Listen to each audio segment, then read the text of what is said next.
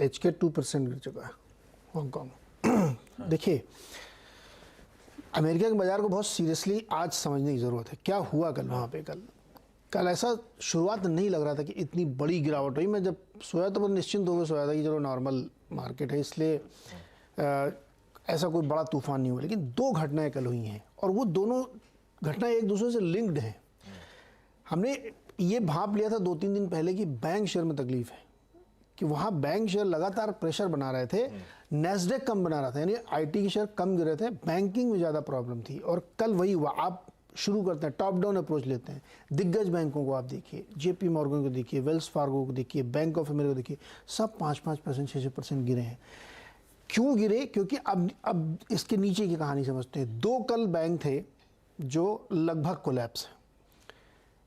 अब crypto currency को financing करने वाला बैंक सिल्वर गेट लगभग कोलैप्स है, बंद करना पड़ेगा उसको। 46% डाउन है उसका स्टॉक, क्योंकि अब उनके पास पैसे नहीं कि वो सस्टेन कर पाए।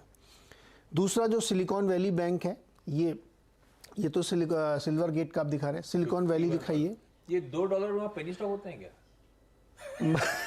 नहीं, वहां तो अच्छा, एक तो सिल्वर गेट, दूसरा silicon valley bank. Silicon valley bank जो वहाँ का 30-40 साल पुराना बैंक है, और जितने वेंचर कैपिटल या स्टार्टअप, उसकी लगभग 50% कनेक्शन उससे होती है बैंक की। ये बहुत बड़ी चिंता की बात है। वो स्टॉक भी 60% गिरा, क्योंकि पैसे नहीं उनके पास। अब वो फंड रेज करने जा रहे हैं तो लोग नाराज हो रहे हैं। तो इसमें और उन दोनों में जो राउट्स देखने को मिला, ये तो कितना 60% गिरा। 60% गिरा। अगर one of the top 10 bank में से एक बैंक 60% गिर रहा है, टॉप बैंक फिर क्रिप्टो वाला 46% गिर रहा है, तो इसका मतलब बहुत सीरियस प्रॉब्लम हो रही है वहाँ पे। पैसे नहीं है। अगर वेंचर कैपिटल में गिरावट इस तक देखने को मिल रही है तो मुश्किल आ रही। तो इसलिए मैंने कहा कि टॉप बैंक से आप समझिए कहानी पूरी बैंकिंग सेक्टर कल वहाँ पे क्या हुआ। और फिर जब इतना बड़ा गिरावट अगर S&P या डाउ में हो रहा है, तो नैस्डैक वाले बेचारे वैसे ही हवा चलती तो छींक आने लगती उनको। तो नैस्डैक सबसे ज़्यादा गिरा, 2% गिरा वहाँ पे। अब इसी को कॉन्टेक्स्ट में रखिए कि जब मैं बार बार कहता हूँ आपसे कि आपको एक ही चीज़ समझने की, कॉस्ट ऑफ फंड, पैसे की लागत अगर बढ़ेगी तो दुनिया की कोई ताकत मार्केट को चला नहीं सकती। भाई पैसा ही तो लगाते हैं ना आप मार्केट में। अगर आप कॉस्ट ऑफ फंड बढ़ा रहे हैं, फेड बस चिल्ला कह रहा है कि ये जा सकता है ऊपर, कब तक जाएगा पता नहीं है। सोसाइटी जनरल कह रही 6% तक जा सकता है फेड रेट।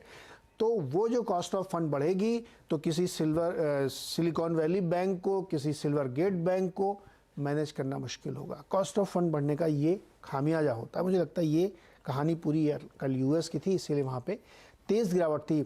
मैं इतनी हार्श कमेंट्री, सिर्फ 500 पॉइंट ही गिरा रहा हूँ, फिर भी मैं हार्श कमेंट्री इसलिए कर रहा हूँ कि बैंकिंग शेयरों का गिरना मुझे ज़्यादा दिक्कत दे रहा है रादर कि एप्पल में गिरता। क्योंकि एप्पल की गिरावट जो होती है ना, वो बहुत मोमेंट्री होती है, संभलती है। लेकिन बैंक में अगर इस तरह प्रॉब्लम आ रही है तो आगे मुश्किल है। इकोनॉमी में क्वेश्चन हो गया ना कि आप जो बात बार बार JP मॉर्गन के जो एनालिस्ट ने होली के एक दिन पहले कमेंट्री दी थी, जिनको दुनिया का सबसे बड़ा इक्विटी स्ट्रेटजिस्ट माना जाता है कि S&P एक दिन में 5% गिर सकता है, मुझे लगता है 20% गिरेगा, वो ऐसे नहीं कह रहे थे। उन्होंने कुछ देखा होगा तभी तो कह रहे थे वो।